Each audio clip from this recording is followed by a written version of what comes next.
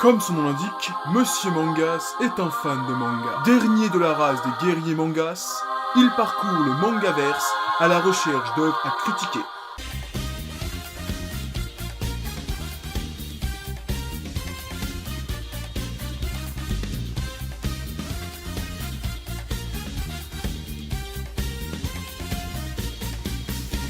Pour la dernière vidéo, on va parler d'un sport américain. Oh non, pas encore un truc de débile d'américain. Oui, je suis sûr que ça se joue avec un ballon ovale. Oui, Le rugby. t'es sérieux? Mais oui, je suis tout à fait sérieux en disant qu'on va parler de High Shield 21. High Shield 21 est un manga écrit par Eiichiro Inagaki et dessiné par Yusuke Murata de 2002 à 2009 dans le Weekly Shonen Jump de Shueisha. En France, c'est Glénat qui a édité les 37 tomes de 2005 à 2011. Résumé, difficile de se faire respecter quand on est depuis toujours le souffre-douleur de ses camarades. Senna le sait bien, lui qui est constamment chargé de faire le coursier pour tous ceux qui le briment. Pour cette rentrée scolaire, Senna veut tourner la page et se décide à rentrer dans un club. Malheureusement pour lui, il croise le chemin de Hiruma, le responsable du club de foot américain. Un être psychotique prêt à toutes les combines pour faire rentrer des joueurs dans son club. Et lorsqu'il découvre que Senna est doté d'un jeu de jambes hors du commun, il décide de jeter son dévolu sur le pauvre garçon. Pour cette quatrième et ultime vidéo sur 4 mangas de sport du Shonen Jump, j'ai décidé de braquer les projecteurs sur l'un de mes mangas de sport préférés qui parle d'un sport dont j'ai jamais vu un seul match de ma vie, High Shield 21, le manga de football américain. Ce manga est tout simplement génial. Pourtant, c'était pas gagné. Et quand on regarde les premiers tomes, Yusuke Murata était pas encore au top du top. Mais ça, on en reparlera un peu plus tard dans la vidéo. Et l'histoire en elle-même, faut être honnête, 5 minutes, ça commence comme une sorte de pseudo-parodie de manga de sport. Tout dans l'univers de High Shield 21 est une parodie de manga de sport. Senna, le héros petit et faiblard, a tous les attributs de ce genre de personnage, dans son attitude et dans son physique. Hiruma est un personnage diabolique et ça se retrouve dans son design qui n'a rien d'humain. Ses longues dents, ses oreilles pointues, on dirait un mix entre un elfe et un monstre. Et enfin, il y a Kurita. Est-ce que j'ai besoin de dire quelque chose sur ce personnage? Tout dans son physique transparaît la parodie. Mais malgré ce décalage dans l'apparence des personnages, le dessin et l'univers de High Shield 21, c'est le feu. On va très vite avoir des matchs de football américain qui vont se révéler super bien. Pourtant, on parle d'un sport qui est extrêmement saccadé, avec des phases de jeu extrêmement entrecoupées. Entre le calcul des yards ou encore les changements entre les équipes d'attaque et de défense, le football américain, c'est plus souvent du temps d'attente que du jeu. Heureusement, le manga nous épargne tout ça pour nous proposer uniquement des phases de jeu qui sont à tomber par terre. Les premiers matchs ne payent pas de mine aujourd'hui, mais très rapidement, le dessinateur qu'on connaît aujourd'hui pour One Punch Man va s'épanouir dans ce titre et très vite proposer des pages qui sont tout bonnement magnifiques. Ce que j'adore dans High Shield 21, c'est les petites séquences qu'on a en début de match où les mascottes des équipes se préparent à s'affronter. Et quelquefois, en fin de match, on voit la mascotte de l'équipe victorieuse battre celle de l'équipe perdante. C'est un petit truc qu'on retrouve uniquement dans High Shield 21 qui a permis à ce titre de se créer une identité visuelle. Donnez-moi un autre manga où on a des équipes avec une mascotte qui représente toute la philosophie de son équipe. Je dis pas que j'ai vu tous les mangas du monde, mais j'ai jamais vu ça dans un autre manga jusqu'à présent. Tant que j'y suis à parler des affrontements entre mascottes, une autre chose qui est pour moi unique à ce titre, c'est les affrontements dans les matchs. Quand deux joueurs se font face à face, on a le nom d'un personnage versus le nom d'un autre personnage. On a l'impression qu'on va assister à un match de boxe sur le terrain. C'est limite si t'entends pas l'arbitre crier Senna versus Shin. Encore une fois, c'est ce genre de choses qui a l'air toute conne dite comme ça, mais qui a créé une identité à Eyeshield 21 avec des choses qu'on ne revoit pas dans d'autres mangas. En restant dans cette logique, l'une des choses originales que je vois pas souvent dans d'autres mangas de sport et que je vois dans Eyeshield 21, c'est l'évolution des personnages pendant les matchs. Alors oui, dans tous les mangas de sport, les matchs sont là pour que les joueurs se dépassent et donc évoluent en tant que joueurs et en tant que personnes pendant le match. Dans ce titre, ça va beaucoup plus loin. Quand j'ai relu le manga pour cette vidéo, j'ai vraiment remarqué qu'il y a des matchs qui sont le match de ce joueur. Chose qu'on a un peu moins dans d'autres mangas de sport. Par exemple, dans Captain Tsubasa, on n'a pas un match qui est le match de ce joueur de l'équipe de la Nankatsu. Pareil dans Slam Dunk, il n'y a pas un match où on se dit c'est le match de Mitsui, celui où il brille plus que les autres. Dans les matchs de Eyeshield 21, il se passe toujours plein de choses.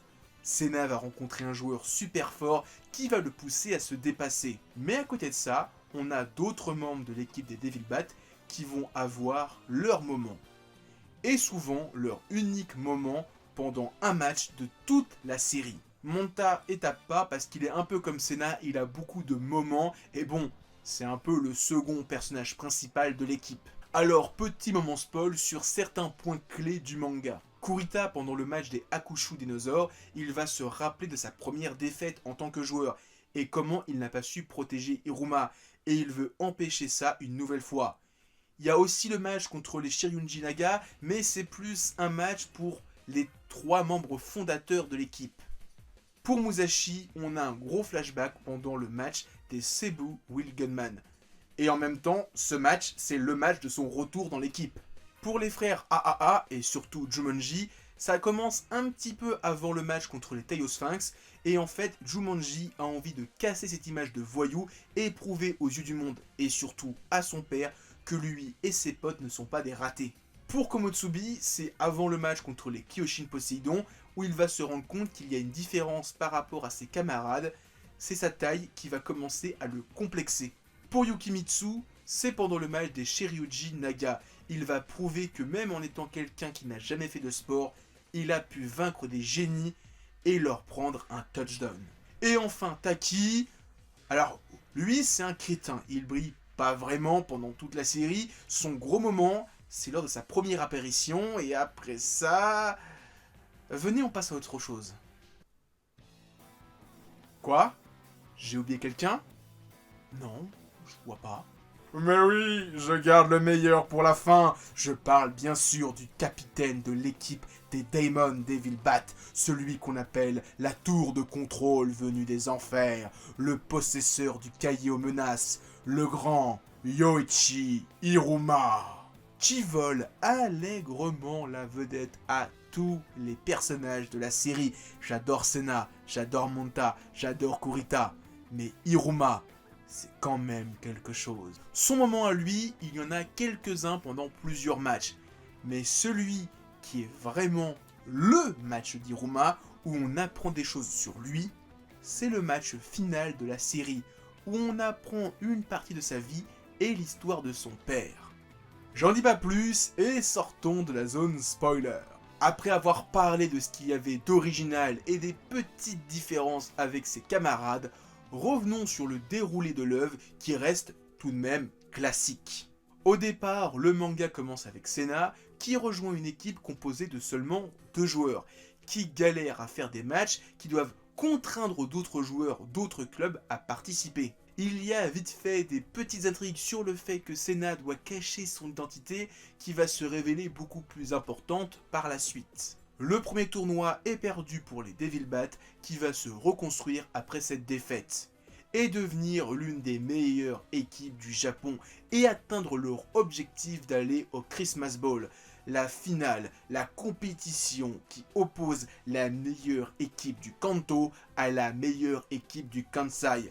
C'est vrai que dit comme ça, Eyeshield 21 paraît bien plus con et simpliste, mais rappelez-vous de ce que j'ai dit juste avant, il y a pas mal d'originalité dans la forme et dans le fond. Dans les précédentes vidéos sur les mangas de sport, j'ai parlé de la fin des titres et le fait que, pour Slam Dunk, j'étais un petit peu déçu que l'auteur s'arrête en si bon chemin. Pareil pour Rookie, j'aurais aimé en voir un peu plus. Donc là, je vais rentrer dans une autre zone spoiler, donc aller un peu plus loin. Pour Ice Shield 21, c'est tout le contraire. Après un tournoi de Tokyo ultra épique et un tournoi du Kanto hallucinant, les auteurs ont conclu le tournoi par la Christmas Ball et l'affrontement entre Senna face à l'équipe du véritable Ice Shield 21. L'imitateur devenant ainsi le véritable possesseur de ce titre. L'histoire aurait pu se terminer là-dessus, sur un Senna qui a enfin obtenu le titre qu'il a usurpé. Mais non, car les auteurs vont nous pondre pour finir la série un petit arc de 3 tomes qui est un truc que je vois trop peu dans les mangas de sport aujourd'hui, un arc popcorn, un arc qui réunit les meilleurs joueurs de toutes les équipes que les Devilbats ont affronté pour affronter les meilleures équipes du monde. Les rivaux d'hier sont les alliés d'aujourd'hui, et c'est ce genre de choses qui est ultra épique. C'était le feu à l'époque de Captain Tsubasa. Pour Ice Shield 21, ça l'était aussi. Et après ce tournoi mondial, dont un seul match était vraiment intéressant, la finale Japon-Amérique, sans dénigrer les autres matchs beaucoup plus courts. C'était quand même amusant de voir Agon et Gao démembrer un joueur, mais ça reste juste drôle. Les enjeux étaient pas là. Contre les USA, tu sens une équipe qui va opposer une vraie résistance à la Dream Team nippone. Après ce tournoi mondial, le manga se conclut sur un chapitre final qui se déroule 2 ans après la Coupe du Monde. Senna et d'autres de ses amis joueurs de football entrent à l'université et se préparent à disputer une nouvelle compétition. La plupart des membres de l'équipe des Devilbats se sont éparpillés dans d'autres universités et vont donc se retrouver pour cette compétition. L'histoire aurait pu continuer sur cette fameuse compétition universitaire, mais je pense que les auteurs avaient raconté ce qu'ils avaient raconté, et aussi qu'ils savaient que la grande force de Ice Shield 21, c'était les Devilbats. Même si on aurait revu chacun des joueurs dans un match, ne pas les voir ensemble, ça aurait été quelque chose. C'est surtout le cas pour Iruma, le voir en adversaire c'est intéressant, mais c'est quand même le personnage qui porte la série à bout de bras, de par son charisme et son caractère. Ice Shield sans lui, c'est pas vraiment Ice Shield. Mais c'est aussi le cas pour Senna, Kurita, Monta, Komutsubi, les frères AAA, Taki, non pas Taki, lui on s'en fout. Sans eux, la sauce n'a pas le même goût. Sans eux, sans l'équipe des Devilbats, c'est pas le même manga. Maintenant, parlons du dessin. Alors je vais pas revenir sur les mascottes ou les affrontements qu'on a dans les matchs qui ont contribué à l'aspect graphique et inoubliable de l'œuvre. Je vais plutôt m'attarder sur l'évolution de Monsieur Yusuke Murata, qui, si je dis pas de conneries, a entamé sa première série avec ce titre. Comme je l'ai dit, les premiers tomes payent pas de mine, mais très vite l'auteur va prendre ses marques et va s'améliorer.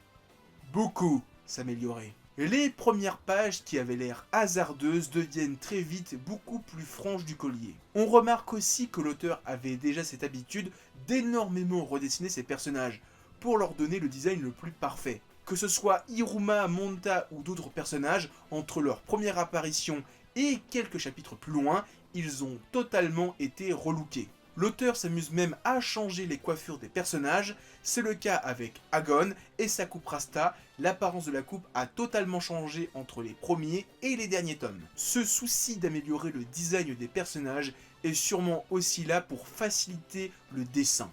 Mieux vaut avoir un design qui est plus facile à dessiner quand on doit pondre 20 pages toutes les semaines pendant des années. Ça se caractérise aussi par les techniques des personnages. Oui, c'est logique avec l'œuvre de voir Senna s'améliorer et que donc ces techniques paraissent de plus en plus impressionnantes. Mais quand on regarde ce que l'auteur a fait ensuite, à savoir One Punch Man, on sent ce souci d'améliorer la vitesse et l'impression de vitesse qui se dégage des pages. Au départ, Senna est seulement rapide, et donc on a des lignes de vitesse pour montrer cette vélocité. Mais au fur et à mesure que l'histoire va avancer, on va montrer cette vitesse d'une autre manière. Quand Senna va progresser, il va littéralement disparaître pour devenir de la fumée qui traverse son adversaire. Les lignes de vitesse deviennent de la fumée que laisse Senna derrière lui, comme s'il avait mis la gomme. Encore plus tard, il va symboliser sa vitesse par des éclairs, devenant littéralement un Super Saiyan sur le terrain. Et on va finir par un héros qui pourra se dédoubler et même voyager dans le temps. Dans un shonen neketsu, je suis d'accord que c'est logique de montrer la montée en puissance du personnage à travers des représentations de plus en plus impressionnantes. Ce que je veux pointer du doigt, c'est vraiment la propension qu'a l'auteur de toujours représenter de manière plus impressionnante la vitesse dans ses œuvres. Il n'y a qu'à voir ce qu'il fait dans One Punch Man pour comprendre qu'il garde cette ligne de conduite pour toujours aller plus loin et plus vite. En conclusion, Eyeshield 21 est un super manga de sport. Bien qu'au début, il semblait se diriger vers une orientation plus comique que Neketsu, il va changer cette direction pour embrasser pleinement le manga de sport dans toute sa splendeur. Le manga va nous donner des personnages et des matchs de plus en plus épiques en atteignant des pics de moments épiques et dramatiques. Le manga est peuplé de personnages hauts en couleur, au design qui ne vous laisseront pas indifférents. Et pour finir, Eyeshield 21, c'est aussi la rencontre entre deux auteurs qui, quelques années plus tard, vont pondre deux autres mangas, chacun de leur côté. One Punch Man pour le dessinateur et Dr. Stone pour le scénariste. Une œuvre qui marque ainsi le début de deux auteurs formidables. Donc, ça y est, j'ai critiqué 4 mangas de sport du Shonen Jump. Nous avons vécu plus de 2 décennies de mangas de sport du Jump en 4 vidéos. C'était beau, c'était émouvant, c'était shonenesque, c'était neketsuesque. Sinon, sur la première vidéo sur Captain Tsubasa, tu as dit que tu étais un gardien. Je suis un être important du mangaverse, choisi par des entités cosmiques pour protéger un genre de manga bien précis. Ça consiste en quoi? Je protège les mangas de sport. D'autres protègent les mangas d'horreur, d'autres les ecchi. Nous sommes très importants pour le mangaverse et son écosystème. Je savais pas du tout que le lore de mangaverse était si riche. Tu n'as même pas idée à quel point il est riche. Ok, ben, à une prochaine. Mangas. Quoi? Qu'est-ce que t'as dit? J'ai pas très bien compris. Une dernière chose. Bientôt, tu vas rencontrer l'un des agents du mal du mangaverse. Celui qui voulait te rencontrer il y a maintenant 1 an. Ben, ok, ben, on verra dans 2 épisodes. Hein. C'est juste une prophétie.